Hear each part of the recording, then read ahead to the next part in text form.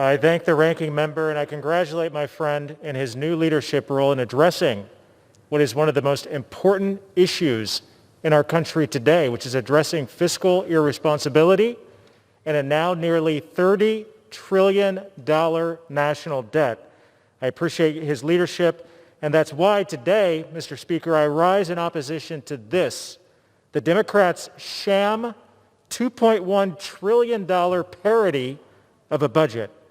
Democrats, in their own words, having failed again to pass a budget last year, now say that, quote, the 2021 budget resolution has a single purpose. It gives Congress the option of using a budget reconciliation, end quote. However, this is a very different tune than what my Democrat colleagues said just a few years ago. In August 2017, Senate Majority Leader Schumer said, reconciliation is, quote, the wrong way to do the business of the country, end quote. And he demanded a bipartisan solution instead. Democrats are once again shirking their duty to produce a budget while intending to ram a partisan spending bill down the throats of the American people. However, in 2019, the Republican Study Committee, which I chair, produced a budget that balanced in 6 years. It reduced tax burdens on American families, limited the federal government to our core constitutional responsibilities, and prioritized individual liberty.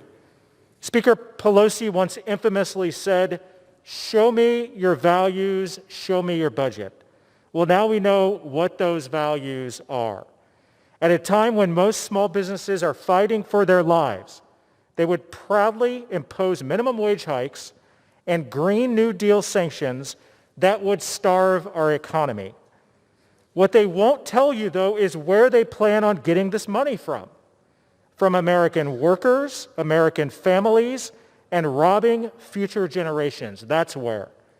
Every dollar taxed, borrowed, or printed by the government is a dollar taken from a hardworking family.